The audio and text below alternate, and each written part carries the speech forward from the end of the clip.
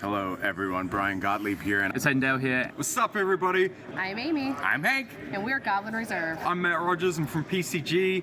I'm Craig Krempels. James White here, listening to the Instant Speed podcast. This is the Instant Speed Podcast. You're listening to the Instant Speed podcast. Welcome to the Instant Speed Podcast. To welcome you to the Living Legend podcast. Nope, wrong podcast. What's the name of your podcast, Flake? Not Arsenal Pass. You're listening to the Instant Speed podcast, easily the second best podcast for the Flesh and Blood game. Big shout out. Hopefully, Flake's found somebody other than me to be on it this time. Hit that like and subscribe button now.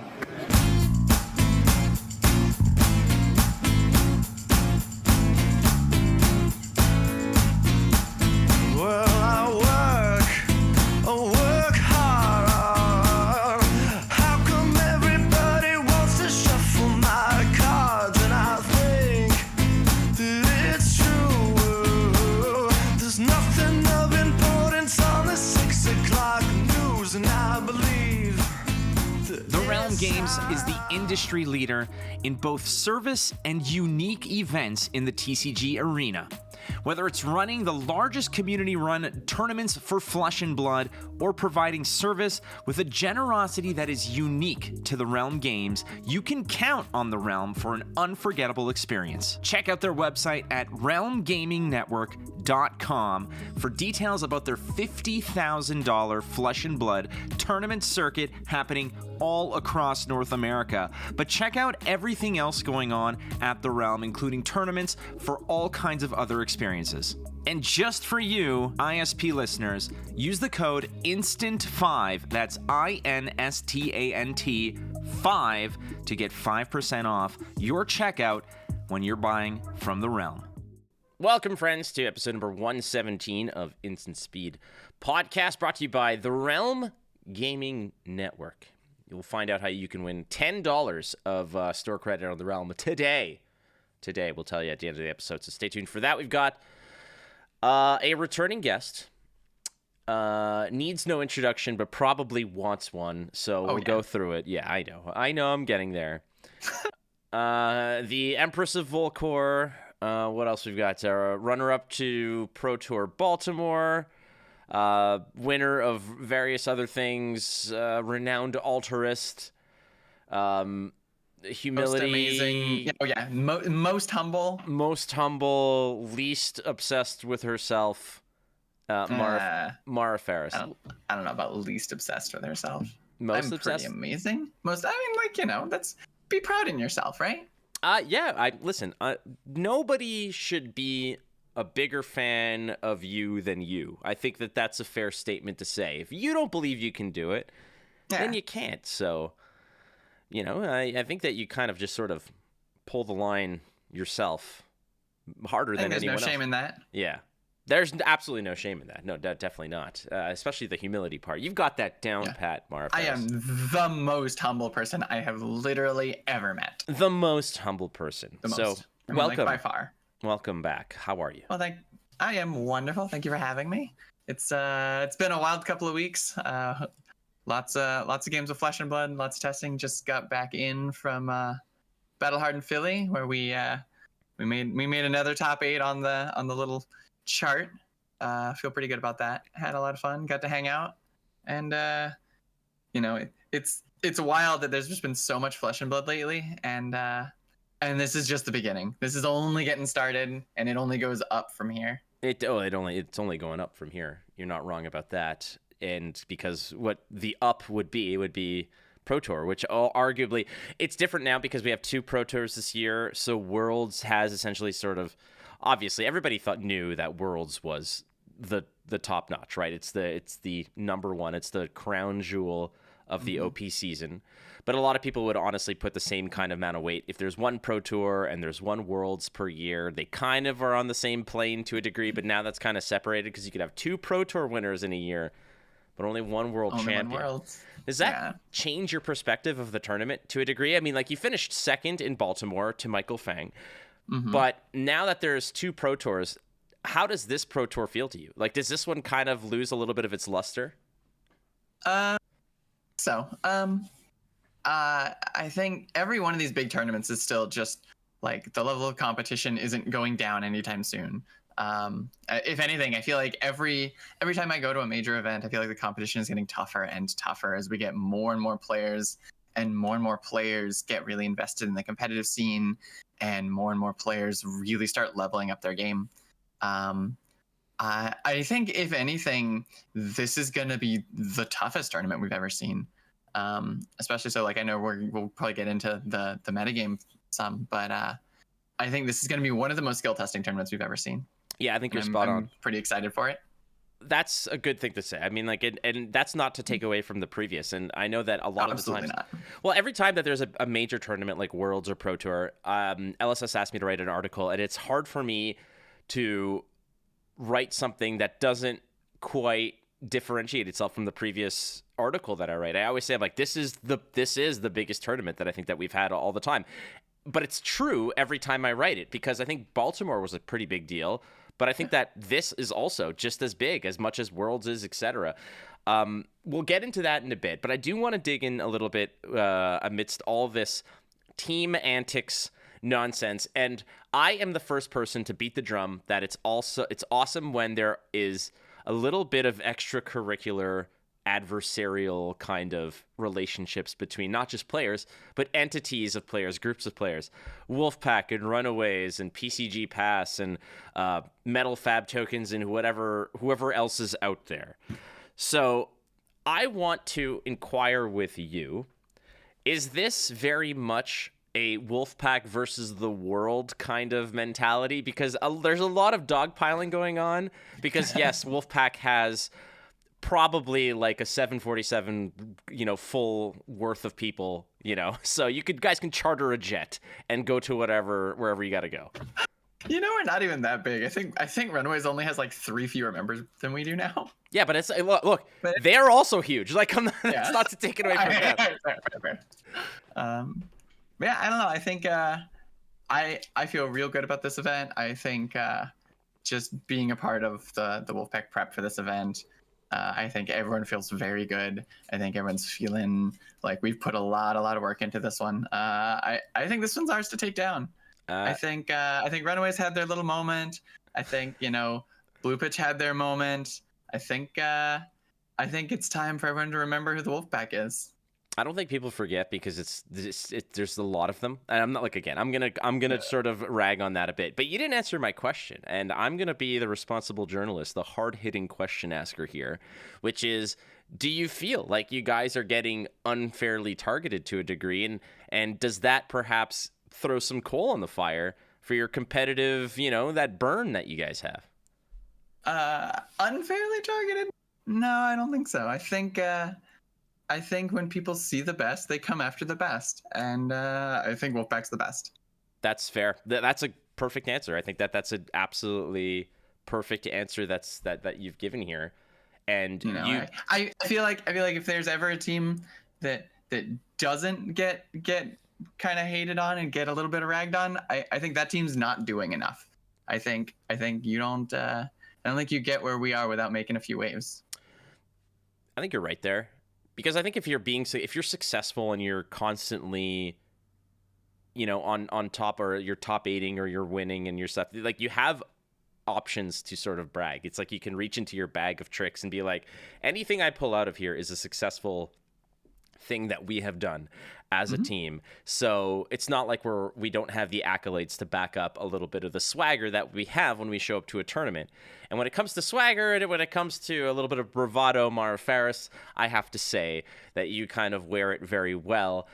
But that's part of it. It's because you have the accolades to back it up. So when I say unfairly targeted, I think part of it is just that there has been this fun dialogue amidst everybody within the community who's kind of got their finger on the pulse, minorly agitated, I'd say, by Brian Gottlieb, who likes to throw the same types of barbs I do, of there's a ton of you. So if you throw enough darts at the wall, eventually one of them's going to hit the bullseye, and that's sort of where we're at. But you guys do have incredible results, and a lot of that, if not most of it or all of it, comes from the fact that you guys have a well-oiled machine of excellent players. So I want to ask you, Mara, what value are you getting from being on the Wolfpack? I think something. So like I know you've had a couple of the other big teams on lately. I know you had Runaways on last week, and it was always it was interesting, like listening to them talk about their team dynamic and how structured and how meticulous they are with all that stuff. Something that I've felt with Wolfpack and something that I love about Wolfpack is everything on the team feels very loose.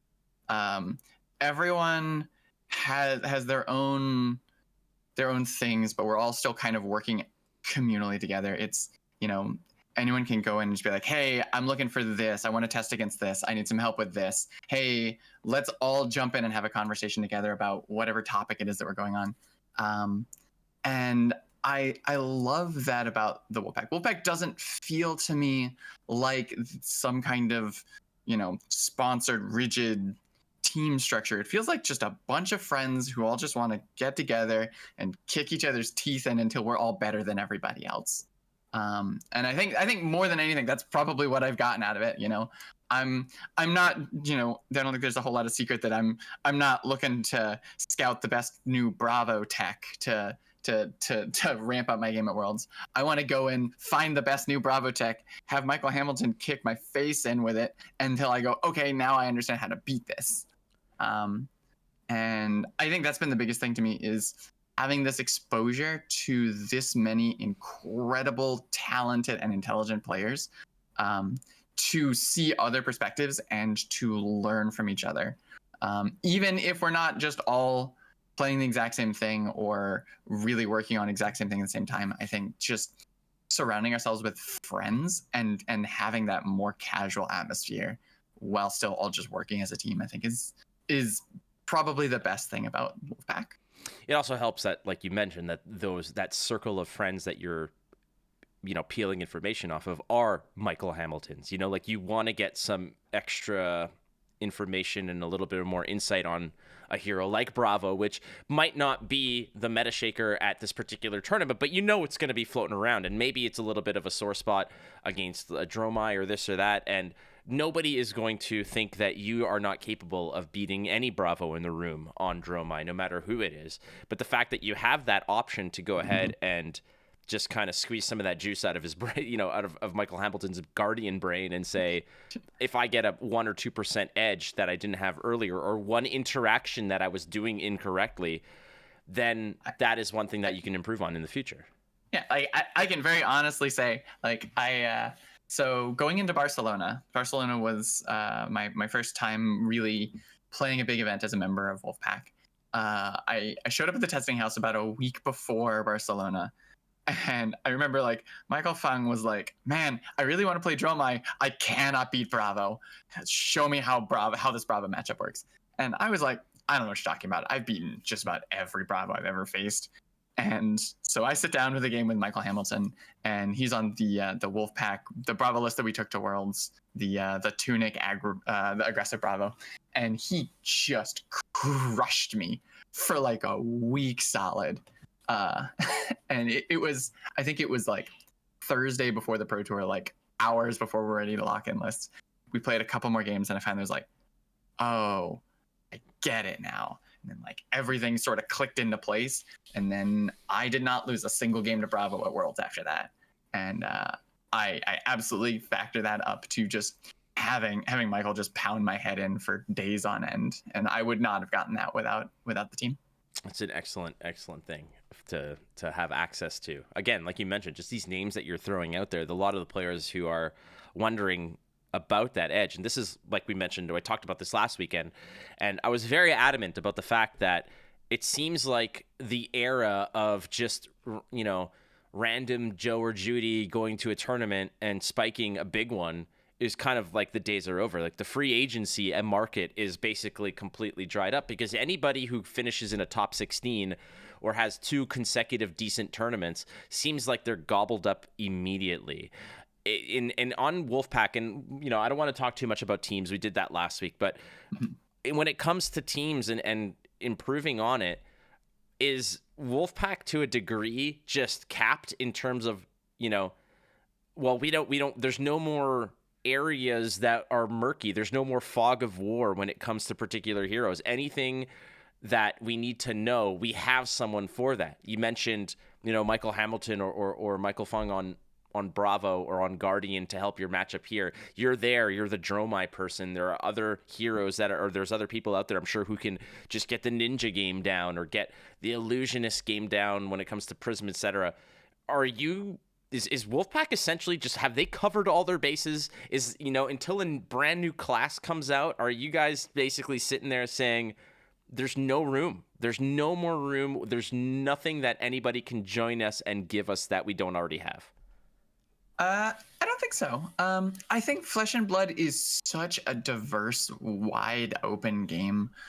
I think it would be nearly impossible, even for a team of our size, to say we've covered everything.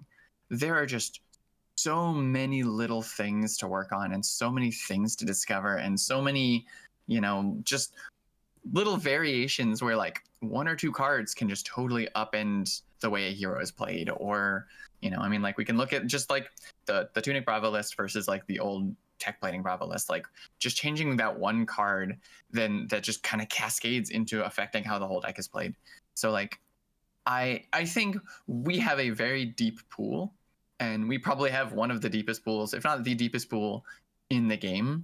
But even still, I think we're still finding new things and discovering new tricks. And, I can only imagine what some of the other teams have going and what other like, and even, talking about like free agency being tapped out. I think there's still so much room for an individual to find something new and find a niche and find something that no one's ever done before. I don't think we'll ever be just capped. I don't think that's just even possible in this game. I think what you need, what Wolfpack can definitely use, is somebody who can play Bravo at a mid-tier level to really just sort of lurk within that that X2, X3 bracket, midway through a day. Somebody who can consistently go 5-3 or 4-4 in a day one. I think you guys don't have that covered because your Wolfpack. This is the thing. Look, bad things will happen, Mara, where unfortunately a Wolfpack member might just get absolutely roll double ones and roll snake eyes and they're 0-2 and they're out of the big one, and it happens. But most of the time, you guys are at the top of the bracket. You guys are just cruising through Swiss, XO, X1. But there's no representation, Mara, in the middle of the bracket. There's nobody out there in Swiss lurking amidst sort of those bottom feeders that are really saying, hey, I'm Wolfpack too. So I'm not exactly putting my candidacy out there, but if you want somebody who will stick it out and play all 8 rounds of Swiss with not a sniff at day 2, just saying that there are still some people out there. I'll have to pass it along to Zach. That's right. And Zach and I are big time. Him and I are buddies. Okay, him and I both love Star Wars, so. Yeah. Just put in a Zach's good word. Zach's a good dude. Zach is a good dude, absolutely. And I'm just waiting for the phone call, okay? Phone is here. Free agency is a 365 24/7 entity, and the phone doesn't ring, okay? It's on you, Zach. All right. Let's move on to Pro Tour LA. And the top of the mountain, you had a sniff at it. You were there. It was both you and Michael Fung. It was Oldham versus Dromai. Probably my all-time favorite hero versus your all-time favorite hero, obviously. And I just want to give you my perspective, and I think I have told you this prior. Seeing the two of you at the final table was like a dream come true because it was two people whom I consider friends and two people whom I admire both as people and as players, etc. So to me, it was win-win no matter what. Obviously, for you, it's a different story. You want to win the big one. And moving into Pro Tour LA, the first thing I want to ask you is how much real estate is Baltimore occupying in your mind going into Los Angeles? Honestly, not that much. I mean, I'm very proud of my run in Baltimore, but I'm proud of a lot of the runs that I've had.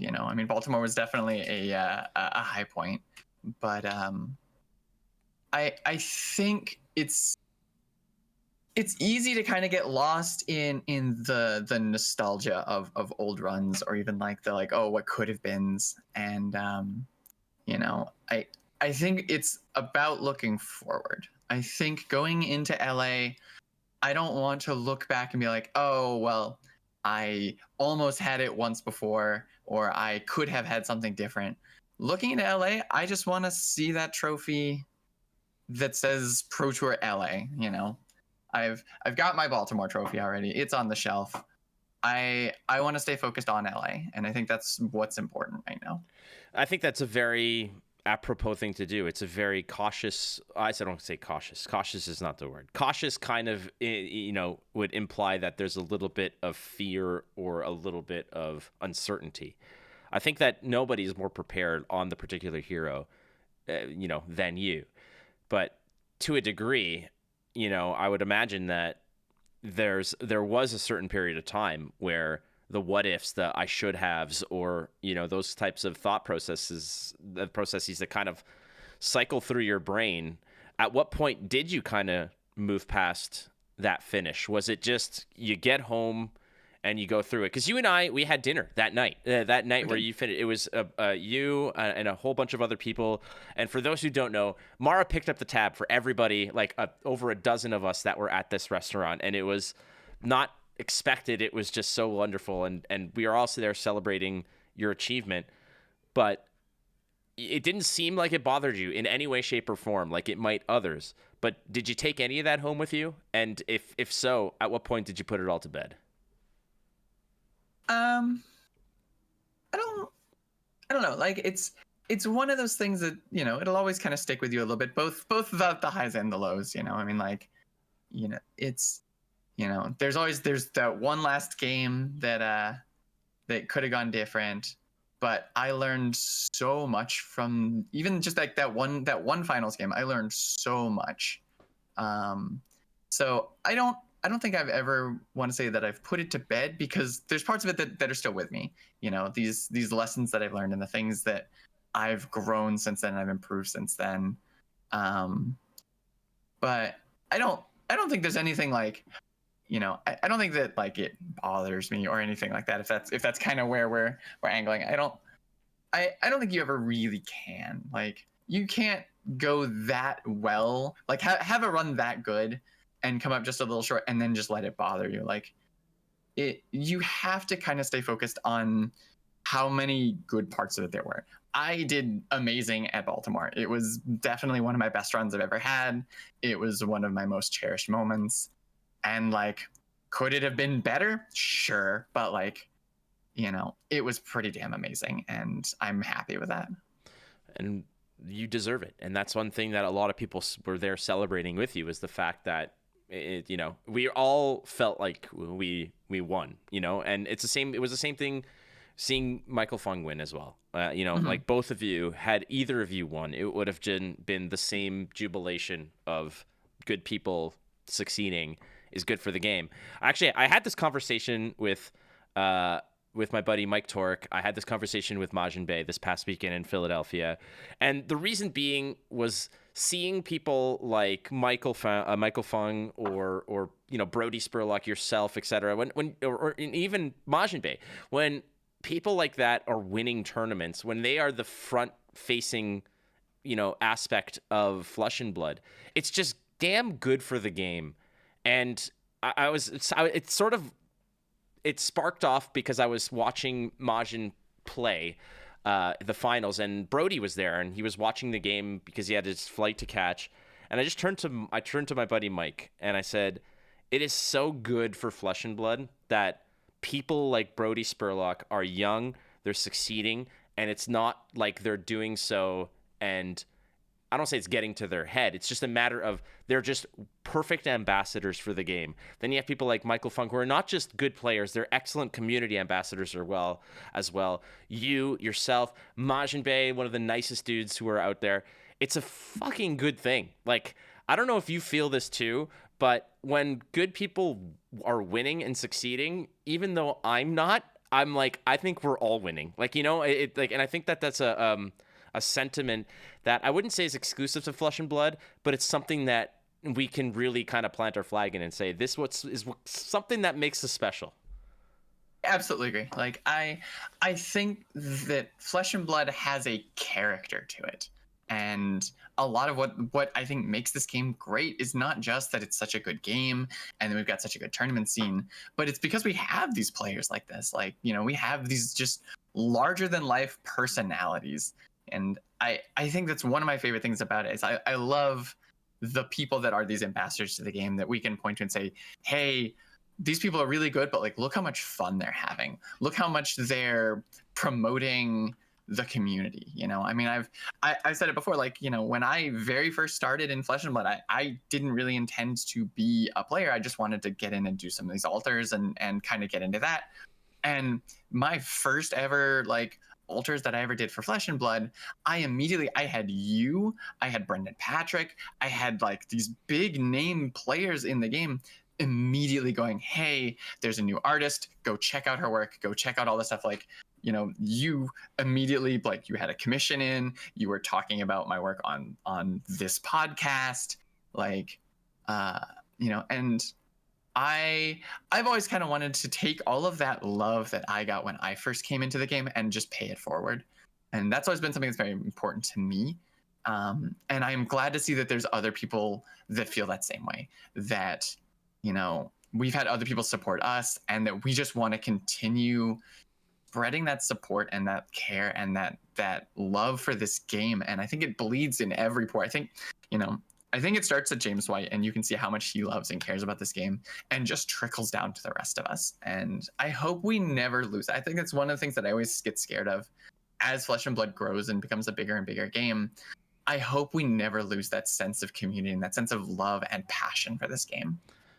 As long as people like yourself or myself or anybody else who's out there are still aware of the fact of how important it is and continue to perpetuate it, I think that's a good thing. And it's not just, first of all, I want to say also that it's amazing to see that Katsu is doing well and did well in the RTN season, because the commission that I got from you was a Katsu, and both Kodachis turned into Luke Skywalker and a blue and his blue and his green lightsaber. So the problem is that as soon as I received them, they announced Phi, and then Katsu just became second fiddle in the ninja category.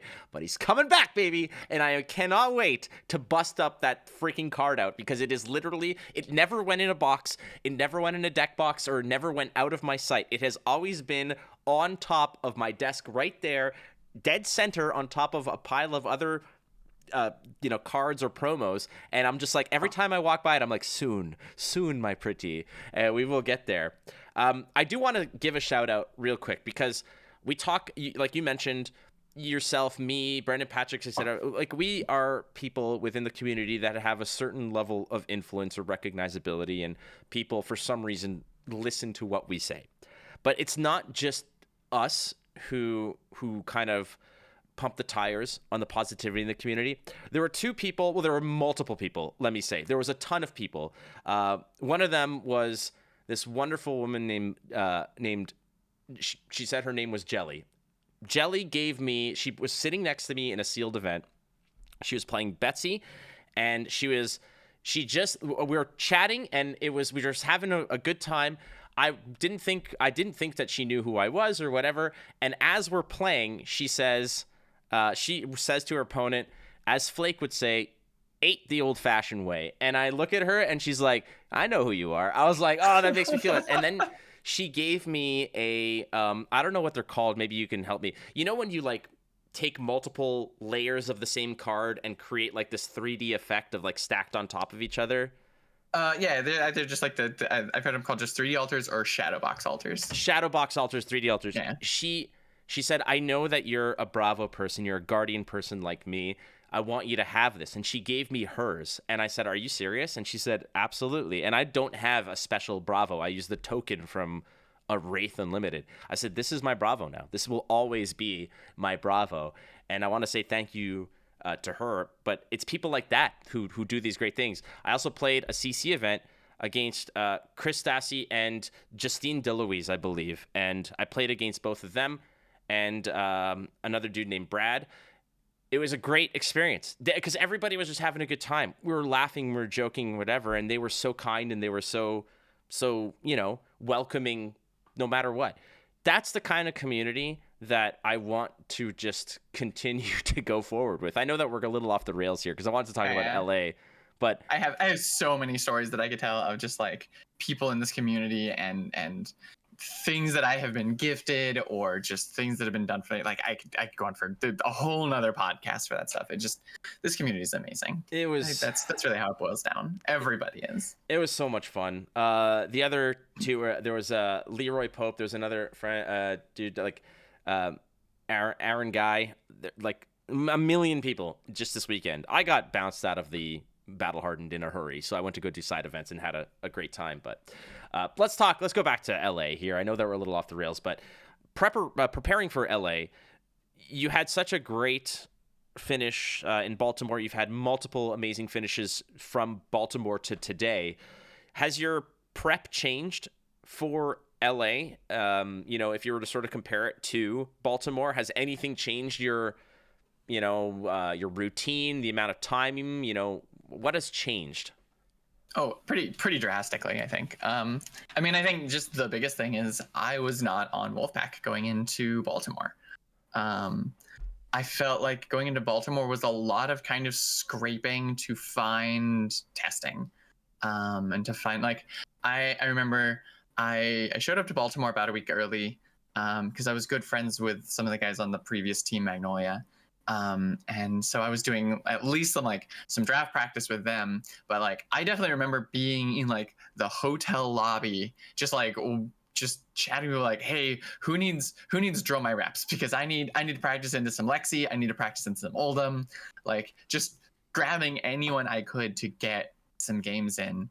And now just because I'm on a team gives me so much more access to better testing, cleaner testing, more data. I'm more able to ask questions that I couldn't answer on my own. I think I can pretty honestly tell you, going into Baltimore, I did not have a good Oldham plan. I think it was pretty obvious in that finals game. I didn't have a good Oldham plan. I was trying to kind of hammer stuff out, and I had some ideas, and I was like, I think this kind of works, but I didn't have a whole lot of actual like Oldham players to really sit down and hammer games with. So a lot of it was kind of guesswork, and that's just not the case here.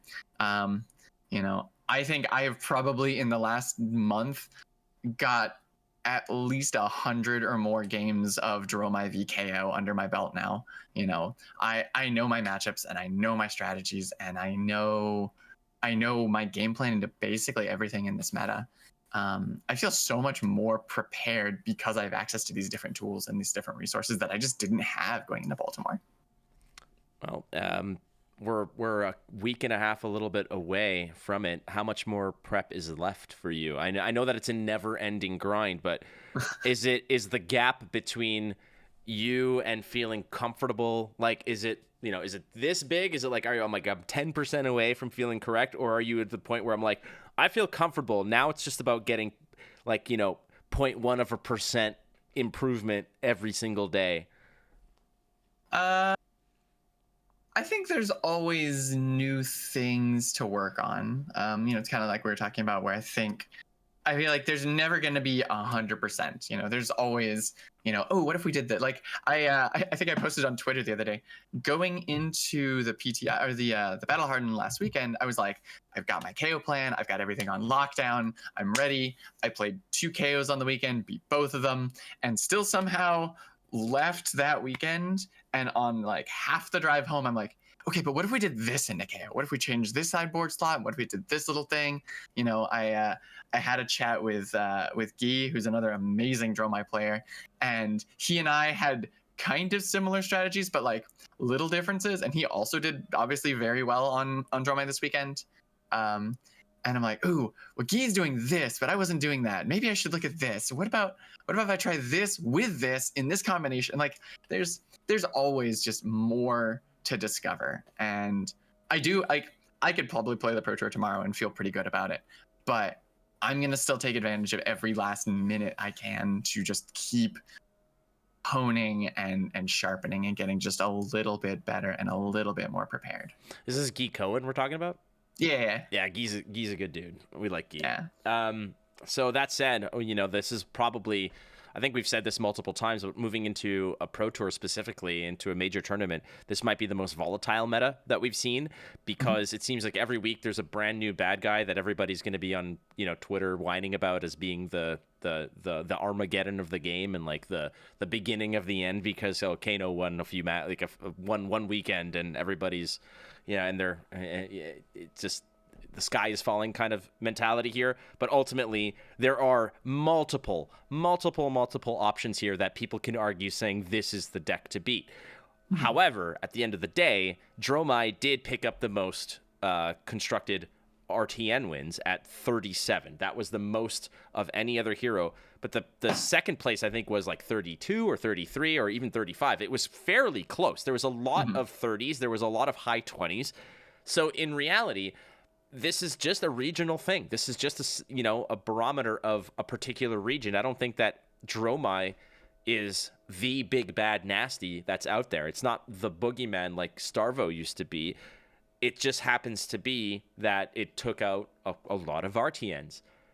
Are you of the belief that the meta is the most volatile, the most diverse moving into LA? Oh, it's without a question. Like I say, both Dromai and KO, I think, took a little over 30 wins apiece out of, I think there were 300 RTNs. So we're talking about the two best decks in the meta got maybe just a hair over 10% of the total number of wins. That's so far from where, when Starvo was we were talking, 30, 40%, maybe more of all wins were taken by one hero. And when the most dominant heroes are getting just over 10%, I think is very, very indicative of just how wide this meta is. I think, Dromai definitely has some legs in this format. Obviously, Dromai is a hero that is incredibly consistent and just like surface level very powerful. Like Dromai just does a powerful thing. Dromai's just raw value numbers are just higher than most other heroes.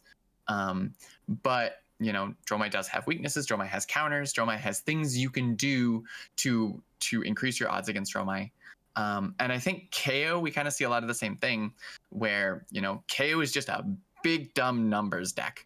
He just puts out big scary number, but there are, we've seen all through this meta of people finding new ways to attack KO and new ways to, play that value game. Like we've seen Warrior doing very, very well in this meta, partially because, KO wants to play that like big number grindy thing, and Warrior is just more than happy to play that game with KO. And so we're seeing a lot of Warrior do well. I think Katsu was a surprise kind of breakout in this. Like you mentioned, Katsu is that same way, who's, wants to attack KO kind of head on in this, like, you want to play a value game, I can play the value game with you.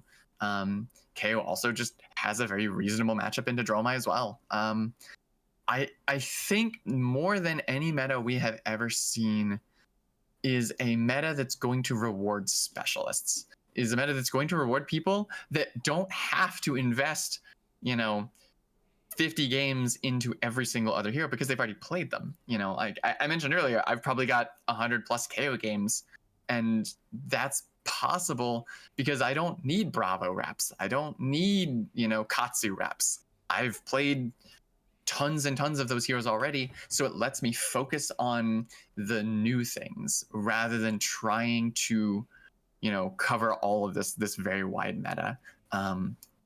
And I think that's going to play out in this Pro Tour. I think you're going to see a Pro Tour top 8. I'll call my shot now. I think we're going to see a Pro Tour top 8 with no less than 4 to 5 hero specialists, like players who are just very well known for their one hero. Because I don't think this is a meta where you can practice against everything. You can't put in the reps you need to know every matchup if you haven't been putting in that work for the last year. The way that I kind of evaluate it is if you only have a finite amount of time to practice into these brand new heroes that are significant, and like Kasai is a significant hero to worry about. Victor, a significant. KO. They haven't been there for a long time. So the problem is like you can go ahead and invest a lot of time into learning this brand new hero, and it's like I got to play 100 games before I'm comfortable, like just with my own deck before I start worrying about everything else. But like you said, if it's like I've already played, for example, yourself, like I've played 1,000 competitive Dromai matches. I don't need to worry about what I have to do against all the other heroes that are out there that haven't necessarily changed their approach or their game plan. I just have to practice into the new hotness, which is KO, Victor, Kasai. Those are the matches I need to figure out. Maybe there's a couple new cards that came out which change a little bit of the dynamic, but not enough. For me in Bravo, it's like, okay, what do I have to change in terms of my particular deck? Okay, I wheel out the rock drops and I throw in the thunks and we're back at square one and nothing's changed. Everything is the same. We've just turned a few 5-attack blues into 6-attack blues. Go back to the 5 attacks. Just don't worry about the No, sixes. no, You we're don't good. need- We're good. No, it's fine. Just cut them. But all 5 attack blues. New meta. But the Straight from approach, Wolfpack. but the approach is the fact that yes, specialists are going to have the advantage of just sitting back and saying, "I'm good on my side. I have to now worry about what's going on your, in your yard, as it were." So there's a lot more time that opens up on the schedule when you don't have to pick up a brand new hero and you don't have to learn a new song. You just got to change key to a degree. So that said, what are those heroes that you are most concerned about, that you're putting in a lot of the reps in? We all know you're going to be playing Dromai. There's no secret there. But are there heroes? I can't believe you'd call me out like this. I'm calling you out. Absolutely. How could you spoil my secrets? There's not much secret. I'm gonna be playing Dromai. We're taking her all the way on this one. So as far as like you said, it's pretty much exactly what you said. I've been spending a very large percentage of my time on KO, on Victor, on Kasai. Dromai Kasai is a reasonably Dromai favorite matchup already, so I don't need to worry too much about that, but I still want to stay sharp. Victor and KO, I think, are the two that have the most to learn. Although even Victor kind of feels a lot like Bravo Light. There's some ways that you can change your sequencing into Victor just because you can't clash with dragons, and there are ways you can abuse that. Victor does have a few different approaches from Bravo, but a lot of the Bravo matchup skill translates into Victor pretty well. A lot of the base game plan, a lot of the strategies there work very similarly. So I think the one that I've really spent my most time with is KO. KO Dromai is a very interesting matchup, and it's a super fun matchup. And it is a matchup that I'll tip a hand just a little. Any of the KO players out there that think that they don't need to test into the Dromai matchup because they have a bunch of 6s, I would recommend you get a couple of reps into a very good Dromai player. Because that matchup can go a lot of different ways, and there's a lot of different ways that the Dromai can attack that matchup. And as a KO, you need to be able to recognize that, and you need to understand what both your game plan is and what their game plan is. It's going to be an interesting one to see some top level Dromai v KO on camera at LA. So tell us a little bit about the state of Dromai currently. It's not like Dromai. I don't think Dromai really got any help since, I suppose, Tome of Imperial Flame, which was a massive sort of kick in the pants for certain variants of Dromai decks, etc. But ultimately, is Dromai currently as well positioned as, let's say, the RTN metrics would suggest? Which, if you like you mentioned very astutely, isn't all that dominant. It's like a shade over 10% of the wins were to Dromai, which if you rewind a year or two ago, that seems like a weak number compared to some of the dominance we've seen in previous heroes. I think Dromai is well positioned for someone that knows Dromai well. Dromai has always kind of historically been a hero. I think almost more than any other, or more than I think there's very few others that reward specialization quite like Dromai. I think it's been kind of a hallmark of the illusionist class in general. Illusionists attack the game on such a different level that you really have to know them on an intimate level to really do well with illusionist, I think. And I think Dromai right now has a lot of matchups that can be very favored as long as you understand how the matchup goes. There's been the meme for ages now about how Dromai Bravo is a 90-90 matchup, because every skilled Dromai understands how to play that matchup from the Dromai side, and every skilled Bravo understands how to play it from their side. And so you see a lot of these kind of matchups right now where it's just kind of raw skill. There's a lot of matchups. You can look at if you go look at Dromai's win percentages on Talishar, and it's just 50% across the board. And a lot of that is just because a lot of these matchups are just skill matchups for the Dromai player to be able to say, do I know how to successfully navigate these matchups? Do I know what to prioritize? Do I know how to play them into whatever my game plan needs to be? Do I know how to compensate for whatever my opponent's game plan needs to be? So I do think that Dromai is very well positioned right now, with an asterisk that I don't think it is a meta where people are going to be very easily able to pick up Dromai with not a lot of reps and do well with her. You mentioned about a lot of it has to do with, that quote-unquote 90-90 matchup, which I think is such a fun way to approach it because, if you ask me, I'm like, yeah, absolutely. I'm not afraid of a Dromai. But on your end, you're like, I ain't afraid of a Guardian. I'm not afraid of a Bravo or whatever. And a lot of that has to do... Well, I will say I beat 3 Bravos at Worlds, and they were some of the best Bravos in the world. And I didn't flinch in a single one of those matchups. And if I can just sort of put this on the record, what is our lifetime record against each other? No comment. All right, cool. For the record, though, it came down to a very, very low roll for Mara Faris. That game was probably yours to win, and then Levia did Levia things, and I snuck into a nice little thing, but technically, actually, I think you are 2-0 against me. I am 2-0 against you. There was the one Bolton Levia game, which was a PTI event. Oh well, no, I'm sorry, 3-0, because you beat me twice at that PTI event. Yes, you beat I did. Me twice. You beat me in Swiss, and you beat me in top 8 in that same PTI event. Which I will openly admit, that PTI event. Going into that PTI event, I had never drafted Levia, and I decided that the best time for me to learn how to draft Levia was under the shotgun in the top 8 of a PTI event. Look, nobody was the beneficiary more than I was in that, because I was your top 8. I was your quarterfinal opponent.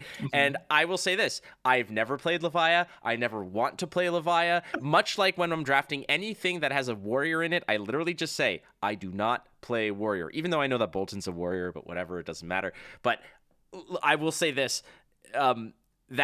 That little PTI was one of my career highlights, because in that PTI, I beat you twice, and I beat Michael Hamilton in the semis, and then got absolutely just donked on by Ashley Briggs in what was probably the most ridiculous game I've ever played. The game was insane. I took 16 arcane damage in that game, in a set that doesn't have arcane barriers. So just there you go. But all this to say, again, the fact that you're talking about how it depends on who you're playing against and the quality of the player, that's what makes it a quote-unquote 90-90 matchup. One of my favorite people here in Toronto, one of my favorite players is Aaron Shantz, who's another very prolific Dromai player. And while the entire world obviously knows you as the Empress of Volcor, the banner person for that hero, Aaron Shantz has put an incredible amount of work into the hero. I don't want to say quietly, because obviously he's had some incredible success, but for a long time, even going into Baltimore, I went for lunch with Aaron, and he talked me through that matchup and explained to me how he approaches the Guardian matchup. And it really opened my eyes to that particular matchup. And I'm like, this is why you will beat me as Dromai, and this is why I'm beating all the Dromais I play. I want to ask you about Aaron Shantz, and is there a little bit of a rivalry between you two? Is there a little bit of this sort of admiration from afar? Do you guys share information? Are you guys like, you're all pulling the same direction for the hero you guys love, but how is that dynamic? So I love Aaron. Aaron is a super good dude and an incredibly talented player. He does play the wrong version of Dromai. And I somehow will have to forgive him for that. But I think that's a testament to Aaron as a Dromai player, that he can play just the worst Dromai build and still do very well with it. So we'll talk. I do kid. I think, Aaron is an incredible player, and Big Dragon Dromai does have some matchups where it does reasonably okay. I'll give it that much. Are you conceding a little bit of ground No, here? absolutely not. No, absolutely not. I said it does okay. Look, all I'm saying is Aaron and I have played on camera exactly once, and I won that game. Hey. So I think it's safe to assume that I'm just a better player in literally every way, and the matchups pretty much pan that out. Okay, so if we're gonna go through this, then so you beat Aaron, therefore you're the better player, and I beat you 3 times, therefore I'm 3 times the better player than you and 4 times the better player than Aaron. Yeah, that's how that works. Woo! You can tell Aaron that. Be like, I'm sorry. I hate to tell you, but I'm 4 times better than you. The thing about it is that Aaron would look at me and be like, yeah, you know what, in this, I can see how that can be true in certain capacities because he's just that nice. Like, that's the thing. Aaron's a great dude. He is, and he's always very generous with his time and explains his thoughts and everything. And as do you. I don't think I've ever approached you and asked you a question about strategy or anything wherein, unless it was some super secret information that you weren't privy to give up, you've always been very generous with your time, and I sincerely do appreciate you for that, as I do with people like Brody Spurlock or Michael Fung or even when I ask like Michael Hamilton a question about something, it's so endearing to me that people like of that ilk, of that absolute masterclass level of elite gameplay will take the time to be like, okay, peasant, like I have no chance of seeing you in a Swiss round anyways, so I'll give you this information, use it as you will, because I don't have a team. My team is Team Flesh and Blood Community, and I'm blessed because everybody is so generous with their insights and such. But I'll be honest, I've always been kind of like, I won't say entirely anti-secrets, but I am not typically the kind of player who's going to keep a whole lot of like, I'm going to keep this hush hush and super secret, and that's how I'm going to win my games. Like, I kind of feel like if I have some edge, I don't want to win a game because I had a secret. I want to win a game because I'm better than you, like, and I mean, I think that's something that sort of plays out. Like, I have my Patreon, and I post a vast quantity of information on my Patreon, and I kind of feel like the better everyone gets, the better everyone gets.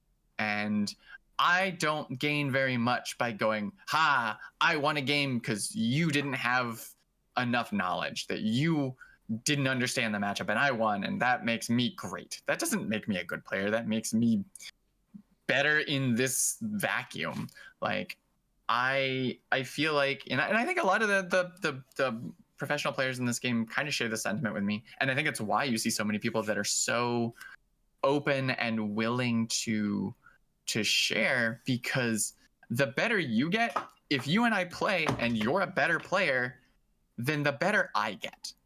And that's what I think, that's what I want, and that's what I think most of the top tier players in this game want, is we want to be better players, and we don't get to be better players by hiding things.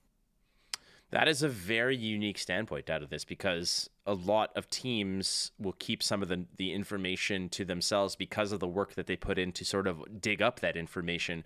And it's a matter of, hey, we have invested the time. We're not just going to surrender it to everybody else. This isn't Volvo giving out the schematics for seat belts and say, hey, it's for the good of everybody. Like, no, we're a little more greasier than that. But I understand the approach here, because I am the same way. I want to, like, for example, it's like if I'm playing in a low stakes tournament, or if I'm already a non-factor for a top 8 and somebody makes a play and they screw up and they're like, oh, I say, I'm like, let's roll it back. And if they're reluctant, I say, I want to play against the optimal lines. That's how I improve. So let's run it back. Let's do it the way that you intended, so that I can become a better player and you can also.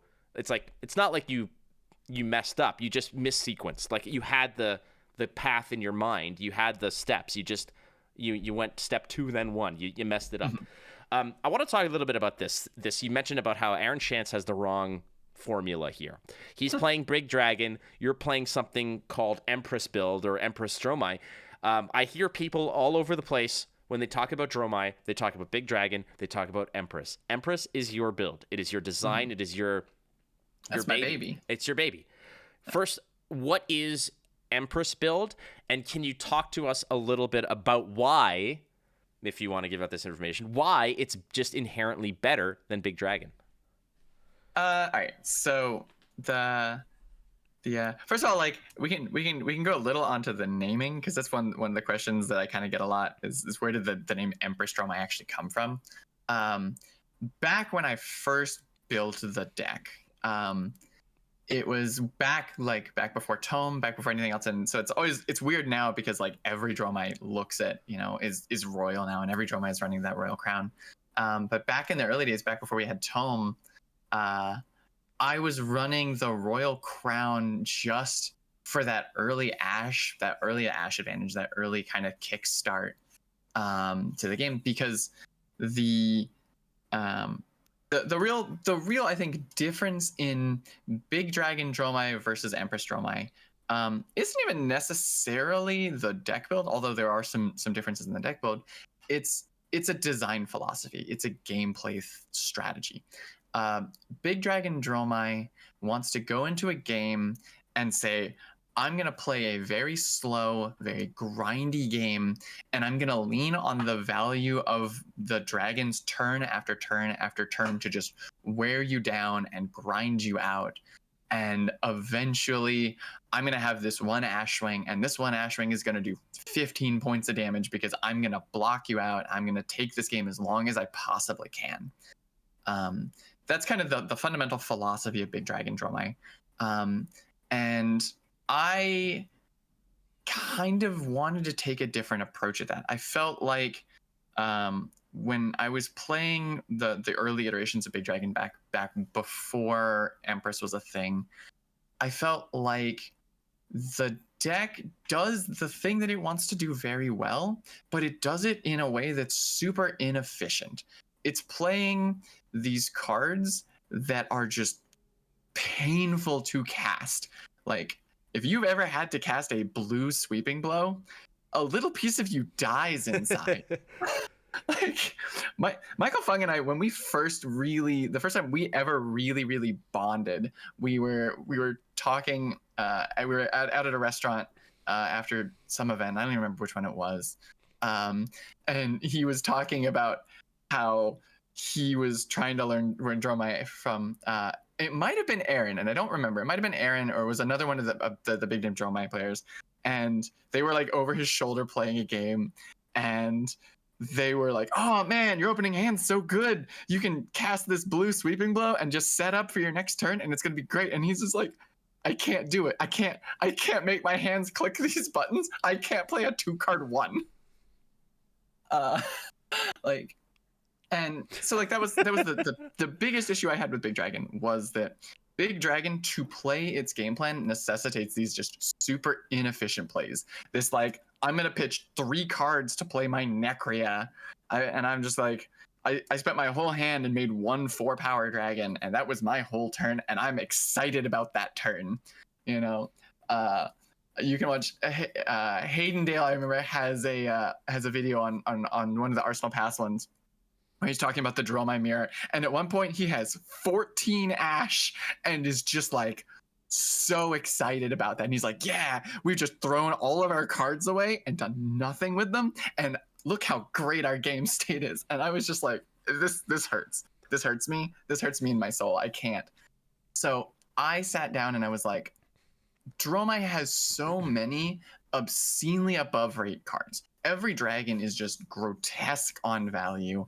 You know, she has access to these draconic 0-for-4s and this ability to play this very heavy, very aggressive red line kind of deck, and no one's doing it. Everyone's just playing this very slow, grindy game. And I was like, I want to see what happens if I turn Dromai the other direction, where instead of playing slow and grindy, I want to just put the pressure on very quickly.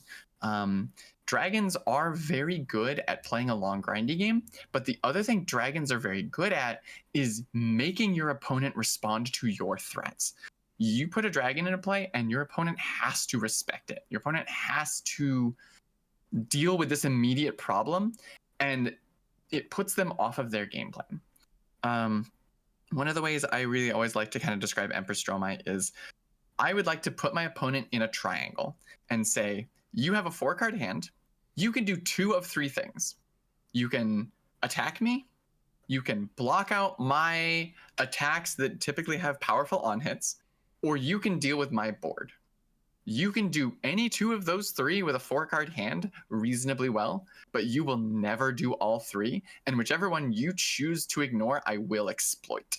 You know, if you choose to try to push some damage and clear my board, that means you are no longer blocking out my attack actions, and I'm going to throw snatches and dust ups and command and conquers and just be very disruptive on an aggressive front. You know, if you try to just block out and send a little bit of damage and you ignore my board, now I can kind of pivot to a more defensive role, and I can play kind of a little bit like Big Dragon, where I'm just going to lean on the value of my dragons while you struggle against this. And I want to always be...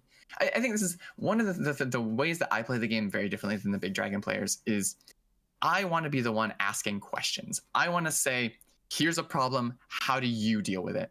I don't want to ever be the player who's going, okay, my opponent is throwing this. How do I have to answer this problem? And I think that's really kind of the fundamental core difference between the two decks is Big Dragon Dromai wants to answer their opponent's questions, and Empress Dromai wants to be the one asking the questions and making their opponent have to make the hard choices. You're mean. I know. Makes sense to me. I've played against my fair share of Dromais. I've cast an unreasonable amount of Dromai matches, but it's a different thing when I'm casting you or Aaron playing it, and you guys played completely contrasting styles of Dromai. I'm not saying I do think it's interesting that we have seen this kind of almost merger between the two in terms of like deck lists. Like you can look at if you look at like Guy's list from this weekend is very much this like hybrid of the two, where he's playing more attack actions, but still like he's playing the passings. He's playing like 1 Necria and like 2 Uvias. He's still playing the Tumulti. So it's kind of interesting that like the deck lists are kind of converging a little bit, but you still just see the players playing in these radically different styles. Like the way Guy and I both approach a matchup feels very different, even though our lists are not that far apart anymore. And I always think that's kind of interesting, just because so much of that Empress Dromai is a mindset versus that Big Dragon mindset of like, when am I blocking, when am I attacking? And I think it's really cool, and I love that the hero has that ability to play both of these styles and play both of them very well. So let's talk a little bit about the inevitability, which is bringing Dromai across that rainbow bridge into La La Land, which is living legend. It's coming. Of all the questions that poured in to you specifically, the vast majority of them were on the same wavelength, which is we've got Blitzkrieg Meth asking, what's the plan when the dark day comes, when Dromai living legends, what's your backup? We've got John, gnarly gnome guy, saying, do you think you'll pivot to illusionist or draconic once Dromai goes to live on the farm in the sky? There's Vintox, Dromai is accelerating towards Living Legend. What do you plan on experimenting with? Just an insane amount of questions that all kind of point to the same thing, which is it's an inevitability. It's going to happen, and it's something that you have to plan for. Now, the automatic answer kind of wheels back to the origin, I guess, of your competitive, catapult into Flesh and Blood, which was Prism, right? And now there's a new Prism that's doing some pretty filthy things.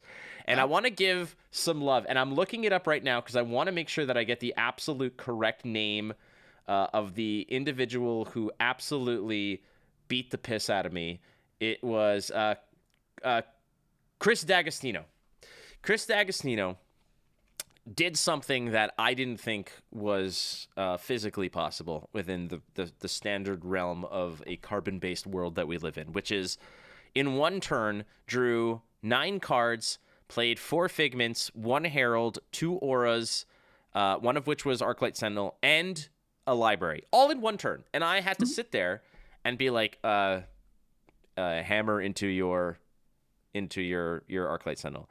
And then bing, bang, boom, a million other things and this and that, and take 800 arcane damage, and then whatever. And I was just a passenger. And I just stopped blocking. I was like, you do you. I am here to watch this movie. Like, that was it. I was there eating popcorn, and I said, feet up, and said, no blocks, just kill me. Like, this was incredible. Let's just go get a drink of water and move on. So, Chris, that was insane. I am never salty about getting my ass kicked because it is incredibly cool to see.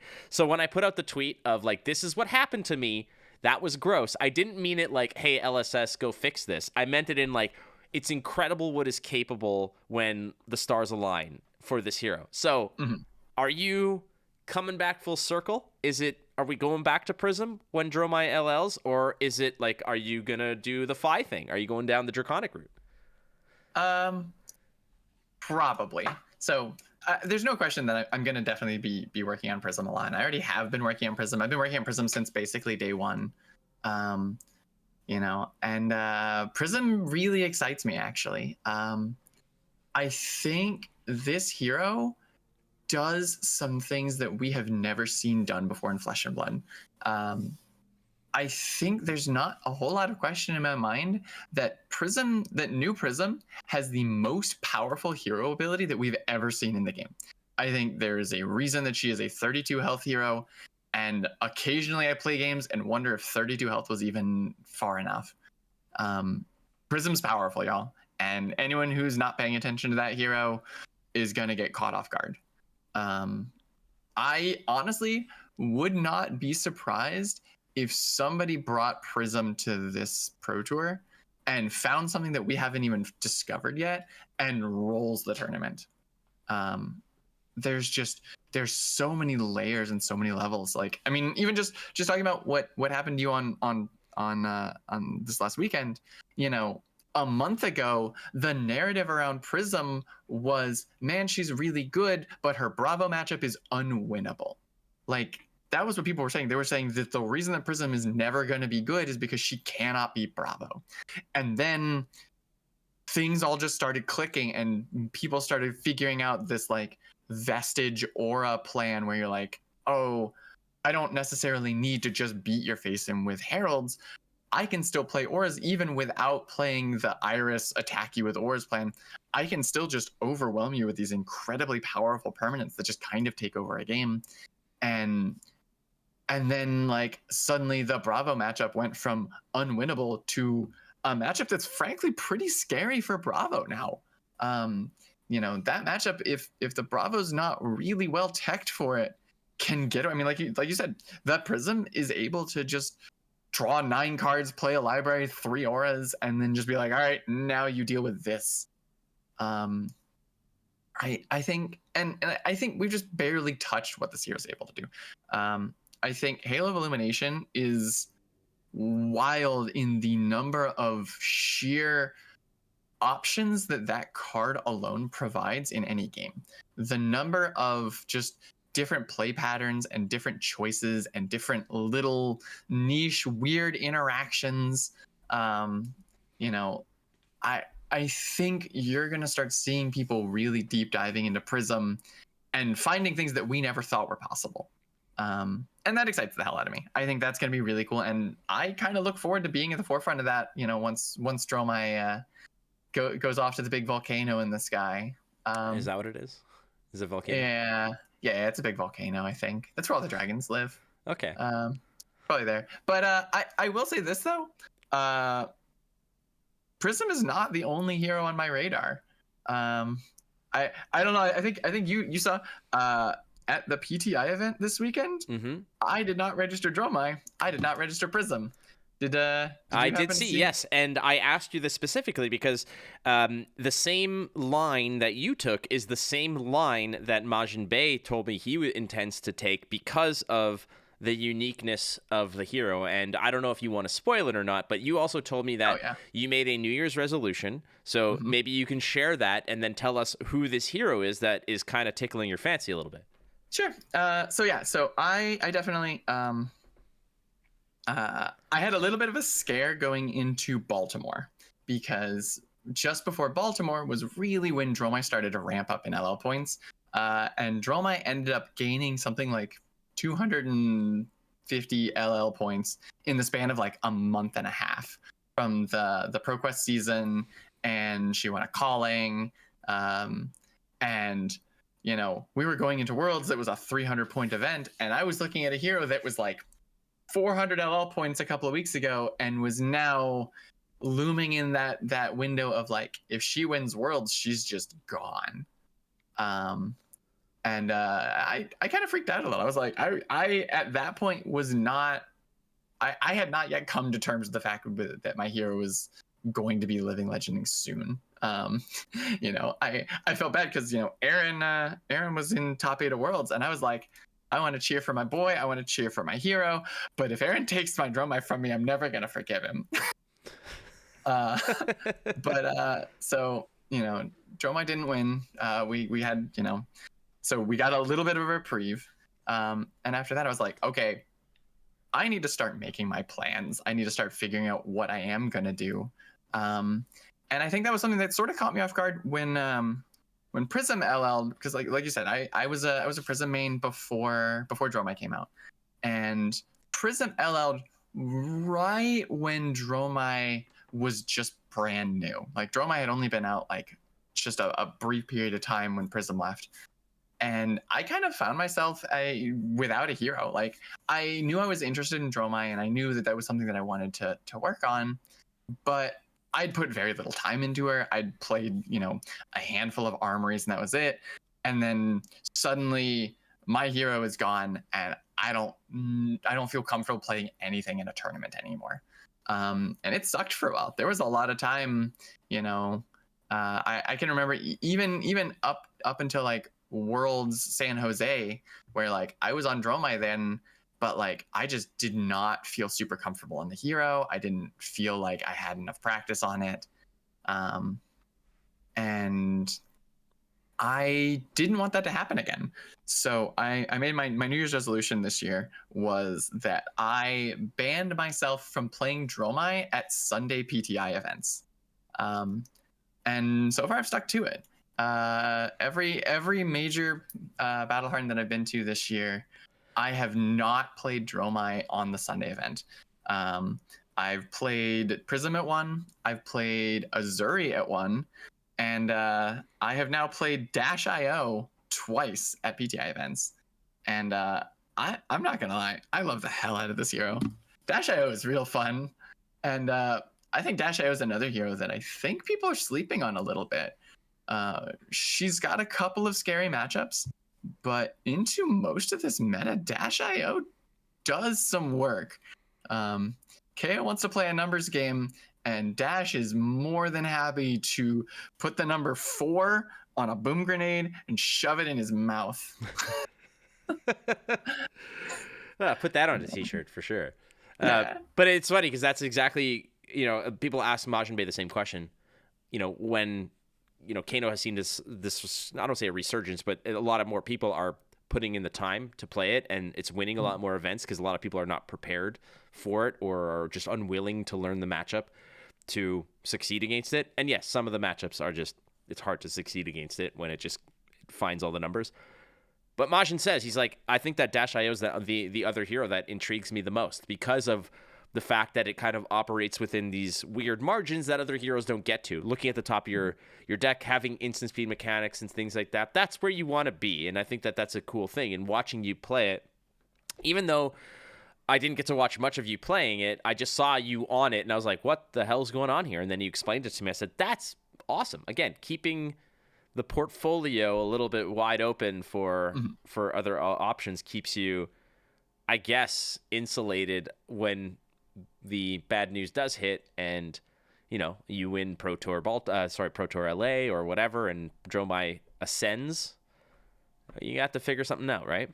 Yeah, and I also just think, like, I think this is something that now that I've done this for a couple of months, I think I honestly recommend this to any specialist.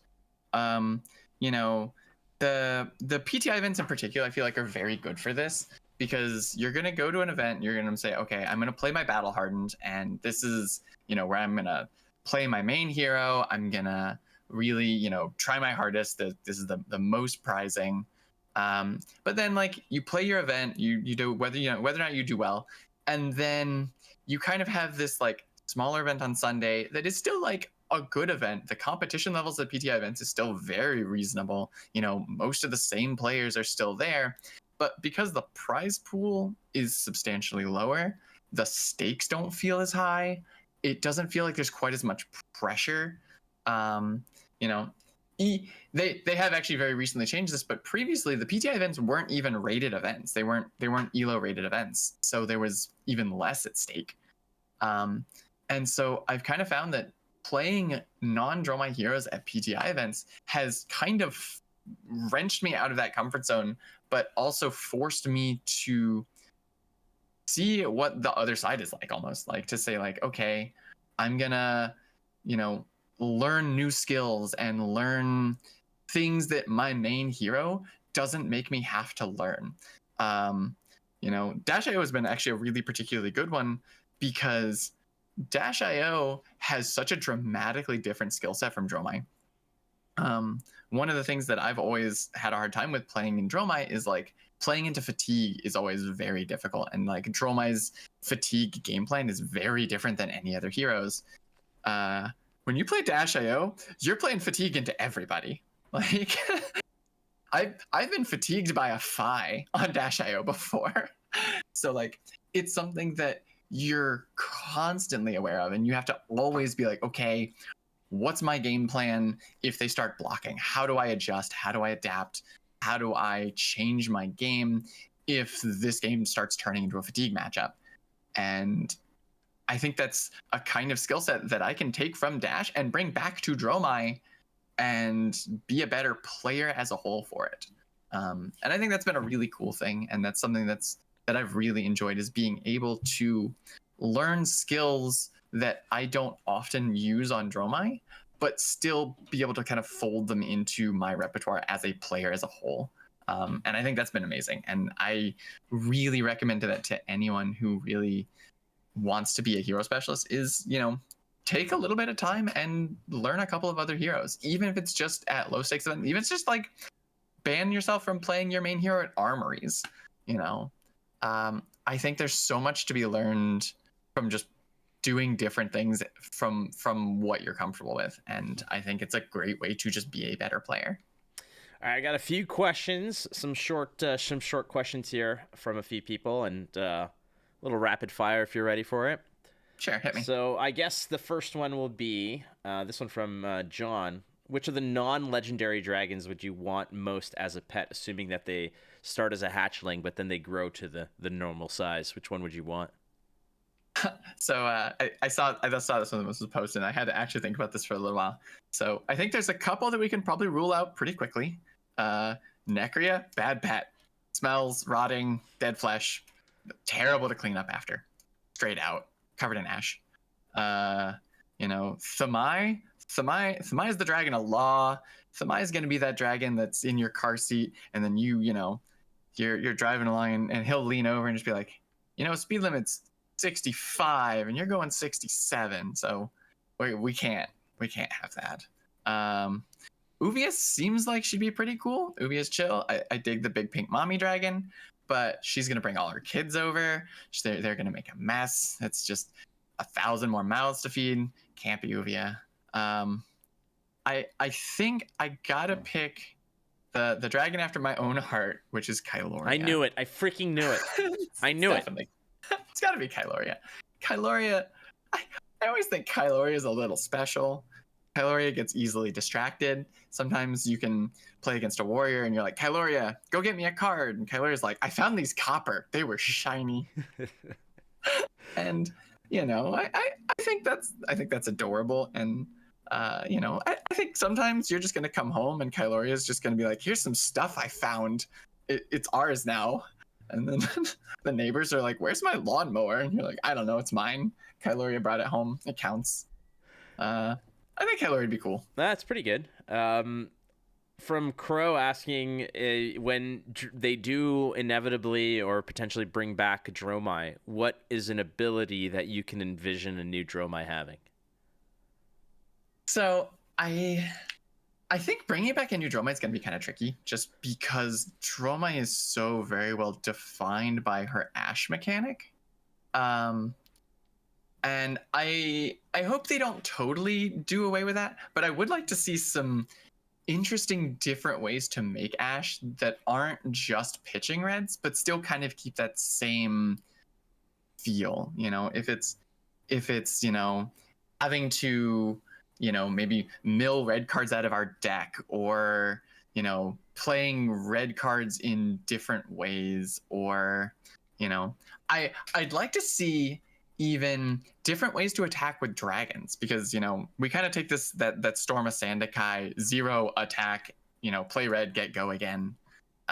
We kind of take that as like a fundamental for Dromai, and I think that's something that could be very interesting, to see a different approach to how dragons attack, or even like how dragons are even created, whether or not it's just made from ash or have a new material even. I think there's a lot of ground to get very, very creative with some different ways to approach the hero while still keeping kind of some of that same fundamental feel. I would love to see a Dromai who maybe plays more into the kind of Phi side of the Draconic with like Rupture. Like I would love to see a Dromai who's like, Rupture at Chainlink 4, your dragons lose Phantasm. Something like that to really encourage some different play styles and some more interesting lines that aren't just our standard Dromai. I think that'd be kind of fun. The next one, this is from me, and essentially I've had the privilege of casting a lot of matches, a lot of them with good friend Stephen Cookus, aka Stephen J. Armodist, aka DM Armodist. We name your Ashwings. There's Jeremy Jr., Ashley. But you have taken our 3 children, or our 3 adopted children, and I've seen you with like a dozen Ashwings on the board at a time almost. What are the names of all of your Ashwings? So I think there are 10 named Ashwings total at this point. We got Jeremy Jr., Ashley. Jeremy Jr., George, Ash, Ashley, Ashford, Ashlyn, Asher, Ashanti, and of course, the greatest of all Ashwings, first among equals, Frank, the Doom of Solana. Yes, Frank. Good old Francis. Yeah, Francis Ashwing. The one who sometimes hangs out with me when you're on camera, which is great. Cool. All right. Well, that works out. And the last little bit I wanted to get to is the fact that we talked about your altars. We didn't dig into too deep, dude. I just want to ask you how that business is going. I think I asked you about a month and a half ago or 2 months ago about getting an altar done, and you're like, I am booked for the next 17 moons. So how is business going? But I think I know how that's going. Yeah, it's still pretty well. I actually just posted literally today. I just finished a piece that wasn't an altar. I got to do an actual full digital commission. Somebody wanted Max on the motorcycle doing like the Akira slide. So that just got posted today, and that turned out pretty cool. So you have to check me out on Twitter at Blackwing Studio if you want to see that one. But yeah, no, altar business has been going great. I've been working on a ton of pretty interesting projects, lots of different stuff. I just finished a set for somebody not too long ago of like post-apocalyptic Da Vinci sketches for all of the mechanologist equipment. Oh, and those look cool. those are super, super cool. That was a fun set I got to do. Has LSS ever approached you about doing a card? No, not yet. I keep kind of nudge them about it. Yeah. Like, I'm going to get in see. their ear, too, about this, because not that I have any influence with them, but I mean, the more annoying voices in their ears, I'm sure that it'll get there. I just feel like that's, like, let's put it this way. If freaking Brody Spurlock can create the most obnoxious card of all time, like, maybe we should let you have a crack at drawing an illusionist card, right? I would absolutely love to. If anything, I just like, I like the LSS art department is just some of the coolest people that I've ever met. Like both Sam and MJ are both just amazing people and incredibly talented artists. I got to hang out with MJ a lot in when we were in Queenstown. We had a little group of us that all went out to brunch one morning, and we just all hung out and talked shop, and it was great. And I love all of them, but like I'd love for the chance to work with them. But if it happens, it happens. Well, if it happens, it happens, and I'm the first one to give you the old big hug for you deserve it and that factor. But there we go. Pro Tour Baltimore runner-up and potential Pro Tour Los Angeles winner. I mean, everybody's going to have their pre-game kind of speculation, the road to WrestleMania talk, as it were, of who's going to win and who's got the ins and outs of their sort of fantasy drafts when it comes to winning these types of things. I've got you high up there because I don't think anybody is more prepared on their particular hero than you are, and your hero, I think, is one that it's a tough out. It's definitely a tough out. So I'm feeling pretty good about it. That's all you need to be. Well, I mean, you also have to go and win, but hey, that's on you, not on me. I don't have to worry about that. That's the easy part. Hell yeah. I've decided, I'm like, you know what? My competitive Flesh and Blood days, I don't say they're over. I'm miraculously qualified for nationals somehow, so I have to put some time in and actually, I want to see Canadian national champion Flake J Armada. Why am I Armada now? Dude, I'm telling you, okay, Mara, it is.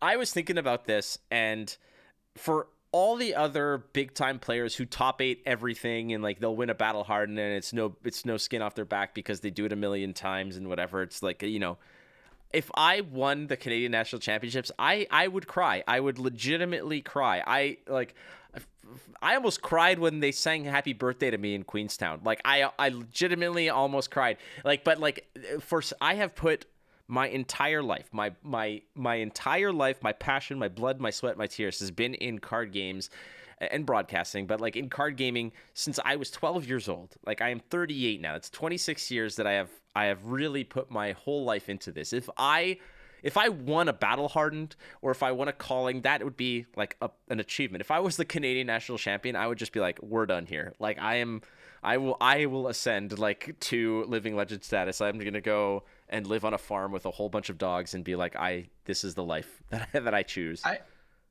don't think there's a whole lot of shame in telling you. After Baltimore, I cried. I still very vividly remember laying in my bed the night after Baltimore and just scrolling through my phone and the 1,000 messages from every corner of the world, like the congratulations and the great runs and how excited everyone was for me. I lost it. It was amazing. I am hoping that my competitive chops will come to in Star Wars Unlimited. I think that is where I want to. Not that I don't. Obviously, I adore Flesh and Blood. Flesh and Blood is my life. But don't let your dreams be dreams. That's it. Hell, I wouldn't be doing what I'm doing now if I didn't have faith in myself that I could do this to the degree that I'm doing it. So don't let anyone tell you can't. But at the same time, you got to put in the work to get there, which you've done and you continue to do. So a lot of people have those high hopes for you. And like I opened the show with, no one is more confident in Mara Faris than Mara Faris. And that's where the majority of it needs to come from. So Before we say bye, and for those who are Patreon Tier 3 members, we are going to do a little go again with Mara Faris. We're going to ask her questions such as, hey, what is the hardest loss that you've ever had to get over? What win are you most proud of, Mara Faris? How about this?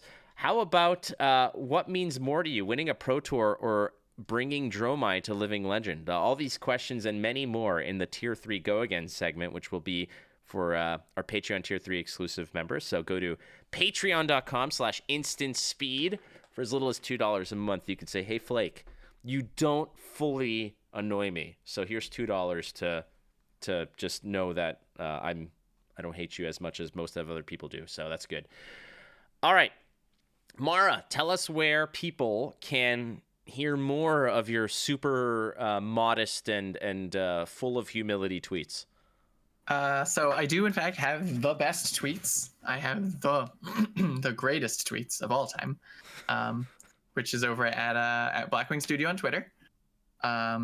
Also, if you want some more hands-on conversations with me, I have a Patreon that is also at Blackwing Studio, where you can read my now 65-page dissertation on Dromai.